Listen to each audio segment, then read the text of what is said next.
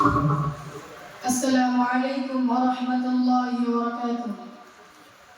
الحمد لله رب العالمين والعاقبة للمتقين، والصلاة والسلام على سيد المرسلين محمد وعلى آله وأصحابه أجمعين.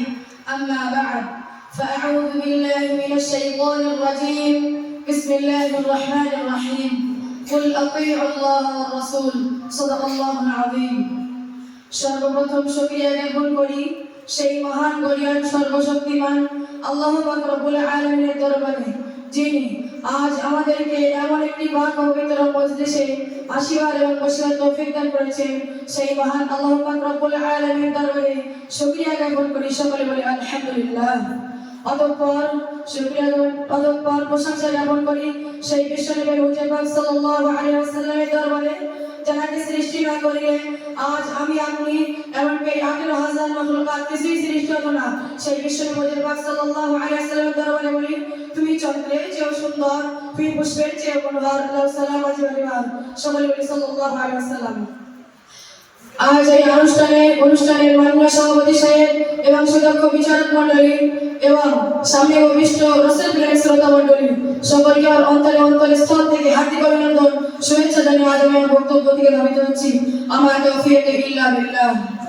শুধু শ্রোতা মন্ডলী, সৃষ্টির শ্রেষ্ঠতম সুন্দরতম সর্বোত্তম মহামানব হযরত মুহাম্মদ সাল্লাল্লাহু আলাইহি ওয়াসাল্লাম এমন এক সত্তা, পৃথিবীর আগমনিত সৃষ্টি সমাবেশে যার কোনো তুলনা নেই।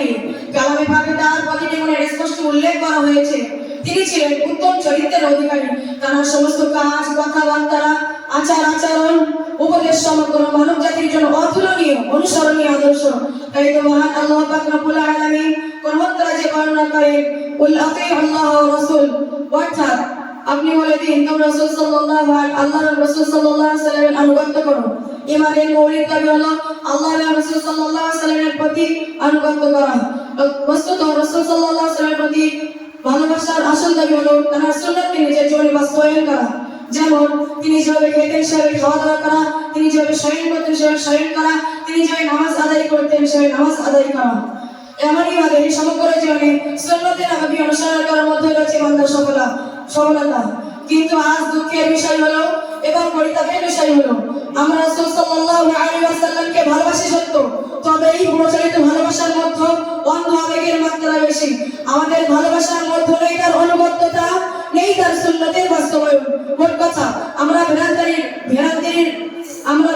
বেড়াজালে আবদ্ধ হয়ে আছি।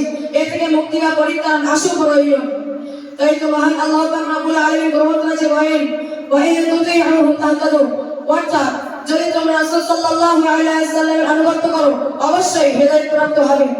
এই আয়াতের প্রতি দৃষ্টি রেখে সর্বগ্রাসী আগ্রাসনে পদদলিত মুসলিম উম্মাহকে এই বার্তা দিতে চাই, তোমরা যদি রাসূল সাল্লাল্লাহু আলাইহি ওয়াসাল্লামকে আদর্শ মেনে নিলে সহজে নেমে আসবে কাঙ্ক্ষিত শান্তি এবং ইহকালে নিশ্চিত মুক্তি হবে। এই পর্যন্ত বলে আঞ্জুমান ইসলামুল ইসলামের সাফি সংবাদ করে আমার বক্তব্য এখানে করছি। ওয়া আখির দাওয়ানা আলহামদুলিল্লাহি রাব্বিল আলামিন। আসসালামু আলাইকুম।